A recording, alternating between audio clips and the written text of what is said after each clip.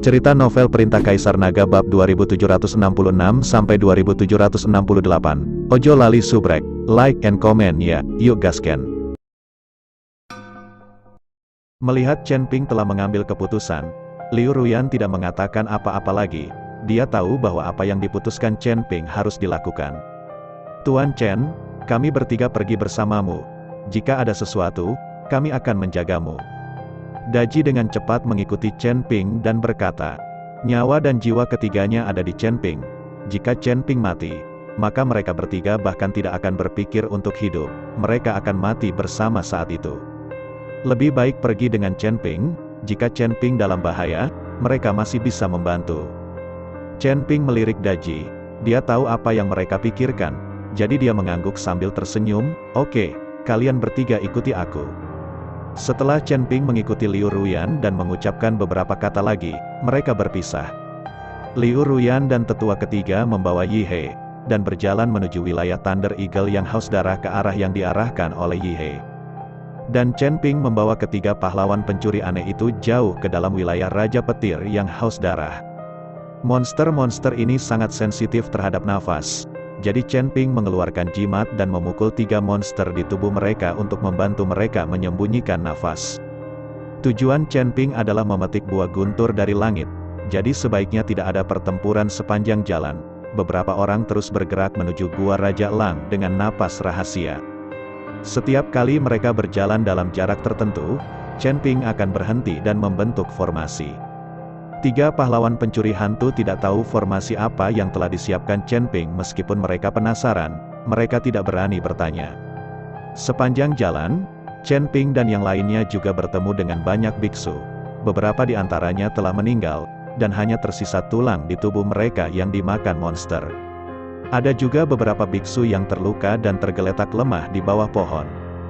Melihat biksu yang terluka ini, Chen Ping hanya bisa berdoa dalam hati, dan tidak dapat menyelamatkan mereka. Lagi pula, orang-orang itu egois. Jika orang-orang ini tidak egois, mereka bisa bersatu, dan mereka tidak akan diburu oleh monster-monster ini. Tepat ketika Chen Ping membawa 3 pahlawan pencuri hantu mendekati Gua Raja Lang, di sisi lain wilayah Thunderhawk yang haus darah, ada juga sekelompok orang yang masuk, dan orang-orang ini bukanlah biksu di pesawat. Saya melihat lusinan orang ini, semuanya mengenakan gaun kain abu-abu, dengan kata Ning tersulam di dada gaun itu. Di depan orang-orang ini, seorang pria muda berjubah putih adalah Ning Ken yang telah bertemu dengan Chen Ping, dan di samping Ning Ken adalah ayahnya Ning Kai Chen. Kali ini Ning Kai Chen secara pribadi memimpin tim ke wilayah Raja Guntur Haus Darah hanya untuk memetik buah guntur langit.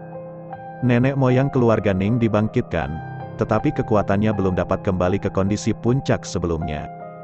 Kemudian, atas saran Huang Yaoshi, Ning Kai Chen datang untuk memetik buah guntur langit, untuk memulihkan kekuatan nenek moyang mereka dari keluarga Ning. Jika nenek moyang mereka dari keluarga Ning mendapatkan kembali kekuatan mereka, maka status keluarga Ning mereka di seluruh dunia surga akan meningkat pesat. Ayah, ku dengar Raja Lang Petir memiliki kekuatan untuk melintasi alam kesengsaraan, dan kita sama sekali bukan lawan. Dan setelah leluhur bangun, kenapa aku merasa aneh, dilihat dari kekuatannya, dia tidak lebih kuat dariku. Ada juga wanita bernama Ling Long beberapa hari yang lalu yang mengatakan bahwa nenek moyang kita dari keluarga Ning adalah tubuh iblis api. Apakah dia gila? Saya pikir dia terlihat seperti pembudidaya iblis. Ning Ken terus mengomel di telinga Ning Kai Chen. Ning Kai Chen mengerutkan kening, menatap Ning Ken dengan tajam, dan berkata, diam. Aku mendengar kamu berbicara buruk tentang leluhur, jadi aku akan memotong lidahmu. Sekarang apakah keluarga Ning kita bisa makmur? Apakah kita bisa maju di dunia surga dan manusia? Tergantung pada nenek moyang kita. Ada juga masalah wanita itu mencari leluhur, kamu tidak boleh memberitahu siapapun. Melihat ayahnya sangat marah, Ning Ken hanya bisa tutup mulut dan berhenti bicara. Melihat keadaan Ning Ken, Ning Kai Chen berkata lagi, saya mendapat kabar bahwa Raja Lang Petir seharusnya pergi ke Kabupaten Jialing, mungkin untuk menghadiri asosiasi apoteker. Sekarang adalah waktu yang tepat untuk mencuri buah petir hari itu. Setelah Ning Kai Chen selesai berbicara, dia dengan cepat mendekati Gua Raja Lang bersama semua orang. Saat ini, Chen Ping sudah mendekati Gua Raja Lang dengan 3 pahlawan pencuri aneh. Chen Ping bahkan dapat dengan jelas merasakan kekuatan guntur dan kilat yang kuat di Gua Raja Lang, yang seharusnya menjadi kekuatan yang dipancarkan oleh pohon guntur hari itu. Kekuatan petir semacam ini bahkan lebih mengerikan daripada bencana guntur yang diderita Chen Ping. Hati Chen Ping sudah ada di tenggorokannya saat ini, dia hanya berada di peringkat kedua dari batas fusion. Jika dia benar-benar bertemu dengan pria kuat yang telah melewati kesengsaraan, bahkan jika dia mengorbankan semua cara untuk menyelamatkan hidupnya, dia mungkin tidak memiliki kesempatan sedikit pun untuk bertahan hidup. 3 pahlawan pencuri hantu juga memiliki keringat dingin di wajah mereka. Mereka juga memahami kengerian Raja Lang Petir. Bahkan elang petir yang haus darah itu sudah cukup untuk berurusan dengan mereka. Chen Ping menarik napas dalam-dalam, melemparkan beberapa mantra penyembunyian lagi, untuk menyembunyikan aura mereka, dan kemudian perlahan mendekati Gua Raja Lang. Chen Ping sama sekali tidak tahu bahwa Raja Elang Petir tidak ada di dalam gua. Jika Raja Elang Petir ada di dalam gua, bahkan jika Chen Ping menyembunyikan napasnya, itu tidak akan berguna sama sekali. Biksu penyeberangan kesusahan berbeda dengan beku biasa. Selama periode penyeberangan kesusahan, setiap langkah peningkatan sulit, dan sejumlah besar sumber daya harus disiapkan untuk menghadapi sprint terakhir dari periode penyeberangan kesusahan. Tidak ada 1 dari 10 biksu yang dapat berhasil dalam masa kesusahan, dan banyak biksu menghabiskan seluruh hidup mereka, tetapi jatuh dalam masa kesusahan. Namun, setelah melewati masa kesusahan, semua kultivator akan kembali ke sumber aslinya dan merasakan kekuatan sumbernya. Hanya kultivator yang telah melewati masa kesusahan yang bisa disebut setengah abadi yang sebenarnya. Mereka hanya perlu meningkatkan kekuatan mereka sedikit, menunggu hari ketika mereka akan naik, dan kultivator di alam ini sama seperti orang biasa. Sama seperti Chen Ping perlahan-lahan mendekati Gua Raja Lang dengan 3 pahlawan pencuri aneh, Ning Kaichen juga mendekati Gua Raja Lang dengan keluarga Ning. Dan di arah lain, ada beberapa kultivator yang perlahan mendekat. Lagi pula, Tianlei Guo terlalu menggoda, jadi wajar bagi seseorang untuk mempertaruhkan nyawanya. Beberapa orang mendekati Gua Raja Lang pada saat yang sama, dan semua orang menahan napas, menyembunyikan aura mereka secara ekstrim.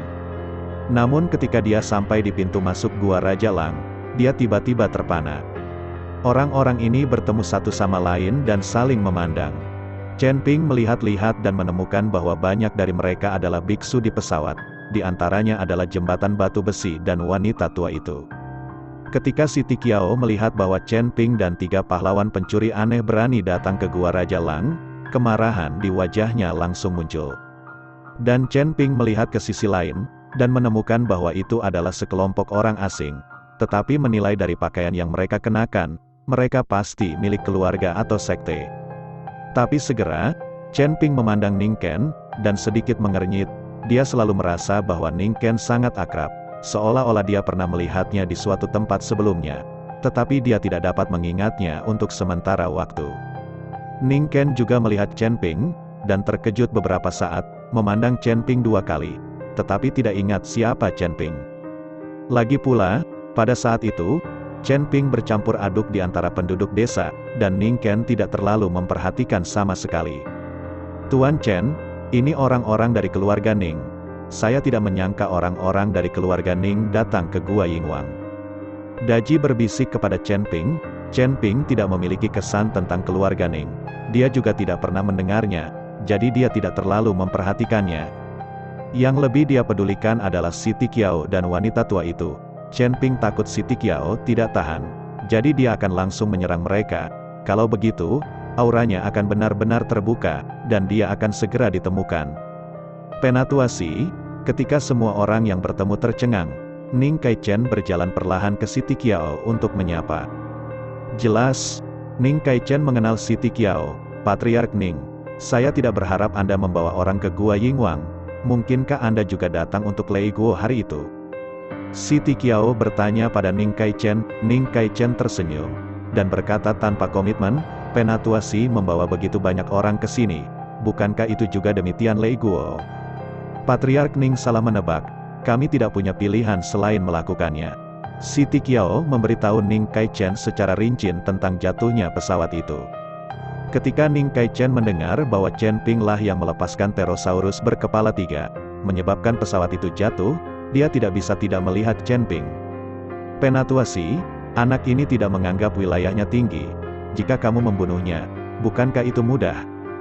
Ning Kai-chen bertanya, lagi pula, Pterosaurus sangat berharga bagi Sekte Feitian. Sekarang mereka dilepaskan oleh Chen Ping, bagaimana mungkin Siti Qiao melepaskan Chen Ping? Aku akan membunuhnya. Tapi sayang sekali ini adalah wilayah elang guntur haus darah. Kami bertemu banyak monster, jadi kami terpencar. Aku tidak menyangka anak ini begitu berani sehingga dia berani datang ke gua Raja Elang. Seperti yang dikatakan Siti Qiao, dia menatap Chen Ping dengan ganas. Penatuasi, jangan lakukan apapun di sini lagi. Jika kamu mengganggu Raja Elang Petir, kita semua akan tamat. Ning Kai-chen buru-buru membujuk Siti Qiao. Tentu saja Siti Qiao tahu, kalau tidak dia akan melakukannya begitu mereka bertemu. Chen Ping memandangi dua orang yang sedang berbicara, dan dia tidak bergerak sama sekali. Sekarang begitu banyak orang bersama, mereka semua datang ke sini untuk Tianlei Guo. Chen Ping harus menemukan cara untuk mempertahankan kekuatannya sehingga dia bisa mengambil buah guntur langit ke tangannya pada waktu yang tepat. Patriark Ning, kamu datang ke sini khusus untuk Tianlei Guo, jadi kamu harus siap sepenuhnya.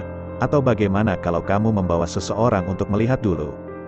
Siti Qiao berkata kepada Ning Kai-chen. Siti Qiao tahu bahwa orang-orang yang dia bawa adalah banyak kultivator es di pesawat, dan beberapa di antaranya hanya kenalan. Meskipun jumlahnya banyak, mereka tidak akan membentuk efektivitas tempur secara keseluruhan. Tapi Ning Kai-chen berbeda, dia membawa semua elit keluarga Ning. Meskipun hanya ada selusin dari mereka, mereka dapat bertindak bersama dan sepenuhnya mematuhi perintah Ning Kai-chen. Itu sebabnya Siti Qiao membiarkan Ning Kai-chen memimpin. Jika ada bahaya, biarkan Ning Kai-chen yang melakukannya terlebih dahulu. Tidak masalah. Setelah Ning Kai-chen mendengar ini, dia langsung setuju. Karena Ning Kai-chen tahu bahwa kemungkinan besar Raja Elang Petir tidak akan berada di dalam gua, dan orang yang memasuki gua terlebih dahulu pasti akan mendapat keuntungan besar. Melihat bahwa Ning Kai-chen langsung setuju, Siti Qiao tampak sedikit terkejut. Ning Kai-chen memimpin anggota keluarga Ning ke dalam gua secara perlahan. Siti Qiao memimpin orang untuk menjaga di luar gua. Jika ada gangguan di dalam, mereka akan segera mengungsi. Lagi pula, tidak ada yang mau menghadapi Raja Elang Petir yang telah melintasi alam kesengsaraan. Siti Qiao tidak menggerakkan siapapun, tetapi Chen Ping berjalan ke dalam gua bersama keluarga Ning dengan 3 pahlawan pencuri aneh. Ning Kai-chen sedikit mengernyit, dan melirik Chen Ping, tapi dia mengabaikan Chen Ping. Menurut pendapatnya, Chen Ping hanyalah seorang biksu kecil dari peringkat kedua dari Body Fit Realm, dan dia tidak memiliki pengaruh sama sekali. Saat Ning Kai-chen perlahan membawa orang lebih dalam, Chen Ping semakin merasakan kengerian kekuatan guntur dan kilat. Segera, seberkas cahaya melintas, dan semua orang melihat pemandangan yang mengejutkan semua orang. Di tengah gua Yingwang, ada pohon guntur langit yang besar berdiri di sana. Pohon guntur langit ada di dalam gua, dengan cabang dan dedaunan yang rimbun, dan di sekitar pohon guntur langit, ada guntur dan kilat yang tak berujung, seperti razor menari. Dan di pohon guntur ini, 10 buah guntur seukuran kepalan tangan bersinar dengan cahaya guntur dan kilat. Buah guntur langit. Melihat Tianlei Guo, Ning Kai-chen berteriak kegirangan. Ketika Chen Ping melihat Ning Kai-chen berteriak, dia terkejut, karena takut dia akan mengeluarkan Raja Elang Petir. Untungnya, tidak ada gerakan di gua Raja Elang, jadi Chen Ping menghela nafas lega. Jika Raja Elang Guntur yang haus darah ditarik keluar, tidak ada dari mereka yang akan pergi. Raja Elang Petir sudah tidak ada lagi. Tuhan membantuku. Ning Kai-chen berkata dengan gembira. Mendengar kata-kata Ning Kai-chen, Chen Ping akhirnya mengerti mengapa Ning Kai-chen berani masuk lebih dulu. Ayah, aku akan memetik buah guntur langit. Ning Ken memandang buah guntur langit yang montok dan berkata dengan penuh semangat.